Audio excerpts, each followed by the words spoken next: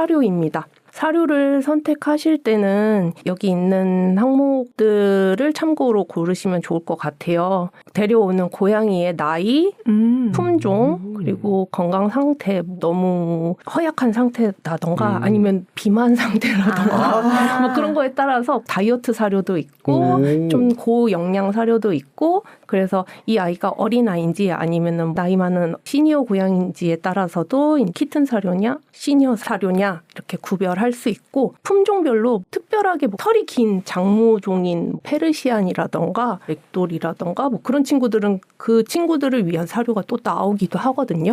털에 윤기가 나게 하기 위한? 그런 것도 있죠.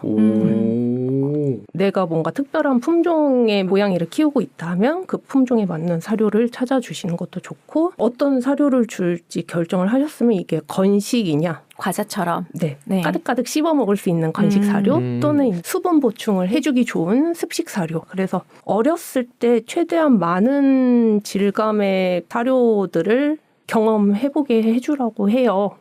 이게 나이가 들수록 자기가 먹던 것만 먹게 되기 때문에 네. 그래서 고양이가 이제 나이가 들어서 만약에 이빨이 안 좋아서 전체 이빨 발치 수술을 했을 때 건식보다는 습식을 먹이는 게 조금 더 편하겠죠. 소화시키기에는. 씹지 않고 이빨 없는 아이들도 건식 사료를 잘 먹기는 합니다. 네. 그래도 습식을 먹여야 될 때도 있고 신장 쪽 문제가 생겨서 수분 보충이 많이 필요한 친구들은 물을 안 먹는데 수분 보충이 많이 필요한 경우에는 습식 사료를 먹이는 게 좋기 때문에 어렸을 때부터 습식을 먹는 연습을 시켜주시는 게 좋아요.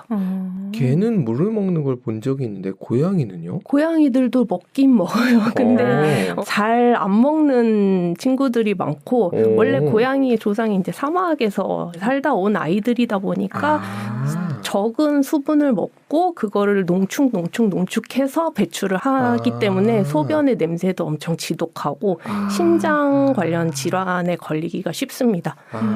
그래서 집사들이 죽어라 물을 먹어야 된다 해서 물을 먹이기 위한 노력을 열심히 하죠. 물 먹으면 뭐 추루를 준다거나 뭐 이런 식으로? 추루에다 물을 섞어서 이렇게 추루탕으로 만들어준다던가 네, 맹물을 안 먹는 친구들한테는 그렇게도 하고 해요. 훈계하기도 참 어려운 게 고양이들인데 쉽지 않아 보입니다. 진짜 너무 안 먹을 때는 주사기에 물을 넣어서 이렇게 강제급여를 할 때도 있기는 한데 아파서 먹을 기력도 없을 때는 그렇게 되기 전에 미리 먹는 연습을 시켜서 자발적으로 먹을 수 있게 되면 좋죠. 그러게요. 네. 어렸을 때 습관을 잘 만들어줘야. 사료를 정했으면 어디다 담아줄 것인가인데요. 그릇의 재질에 따라서 고양이들의 취향이 좀 갈릴 수 있습니다. 대체적으로는 유리나 스테인리스, 도자기 재질의 그릇을 사용해 달라고 말씀을 드려요. 플라스틱 그릇은 좀 위생적으로도 그렇게 좋지 않고 세균이 번식하기도 쉽기 때문에 사람처럼 고양이가 밥을 먹고 바로 치우는 게 아니라 그릇에 사료를 담아주고 이제 한동안 얘가 먹을 수 있도록 뭐 반나절이고 몇 시간이고 이렇게 방치를 했다가 또 다음 사료를 주고 하기 때문에 조금이라도 세균이 번식하기 쉽지 않은 네, 그런 재질의 그릇을 사용해 주시는 게 좋습니다. 아이들 쫓아다니면서 밥 떠먹이는 거랑 비슷한 느낌으로 얘네들이 한꺼번에 먹질 않는군요. 네, 맞아요. 그래서 뭐 식탐이 좋은 친구는 주는 대로 그냥 그 자리에서 다 먹는 아이들도 있고 좀 입이 짧은 친구들은 그냥 자기가 먹고 싶을 때 조금씩 와서 먹고 가고 하는 친구들도 있어서 사람처럼 매번 깨끗한 게 그릇을 씻어서 끼니마다 이렇게 챙겨주기가 쉽지 않아요. 설거지를 시켜봐야 돼.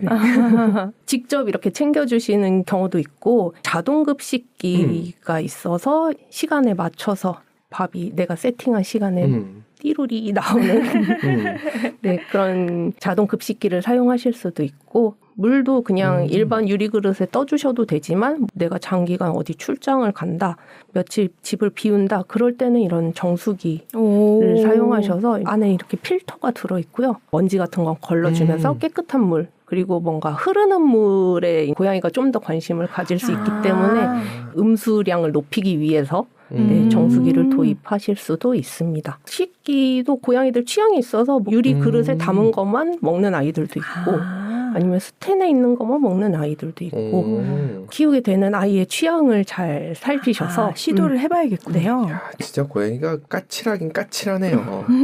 강아지들은 저렇게까지 한다는 얘기를 들어본 기억이 별로 없어서. 그러니까 밥그릇 같은 경우에는 그렇게 까다롭진 않은데 물그릇이 진짜 좀 까다로워요. 물을 어떻게든 많이 마시게 해야 되기 때문에 저런 흐르는 물이 있는 정수기를 쓰기도 하고 아니면 저런 유리그릇도 많이 쓰는데요.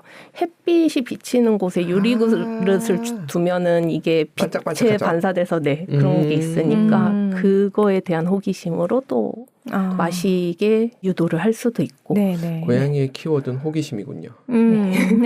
특히 물그릇 고르실 때 이제 고양이의 취향을 잘 보셔서 선택하시면 좋을 것 같습니다. 네. 또 식기 액세서리 쪽인데 식기 매트 보통 물그릇 밑에다 많이 두기는 하는데요. 그릇이 미끄러지지 않게 그렇죠. 아니면은 고양이들이 물 먹으면서 이렇게 옆으로 막 튀거든요. 첩첩돼서 덜 바닥 적시게 하기 위해서 매트를 쓰시는 경우도 있고 식기 받침대라고 해서 고양이들이 그릇을 바닥에 두고 먹는 것보다는 약간 위에 띄어서 한 7cm, 8cm 정도 위에 띄어서 자기 키 높이에 맞춰서 먹어야 소화가 좀 더 잘 되기 때문에 저 고양이 키에 맞춰서 받침대를 놔주기도 합니다. 네.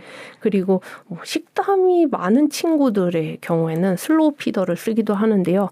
보통 그릇처럼 매끄러운 바닥에 밥이 한 군데 모여 있는 게 아니라 일종의 먹이 퍼즐이에요. 이것도. 네네. 요게 하나 먹고 조개 하나 먹고 이렇게.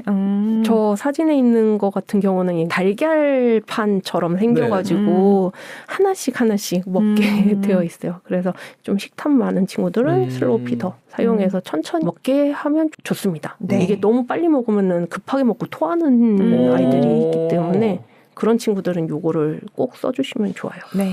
성미급한 애들 있군요. 고양이들 밥그릇 물그릇을 그래도 하루에 한 번씩은 최소한 씻어서 깨끗하게 해서 주시면 좋은데 일반 사람들 그릇용으로 쓰는 세제보다는 전용 세제 베이킹 파우더 같은 걸로 씻어주는 게 좋습니다. 그 사람도 세제가 계속 몸에 축적된다고 하잖아요. 맞아요. 작은 동물의 경우에는 그게 더 크게 와닿을 거기 때문에 좀 그럴 피해가 없는 베이킹 소다 같은 세제를 사용해 주시면 좋습니다.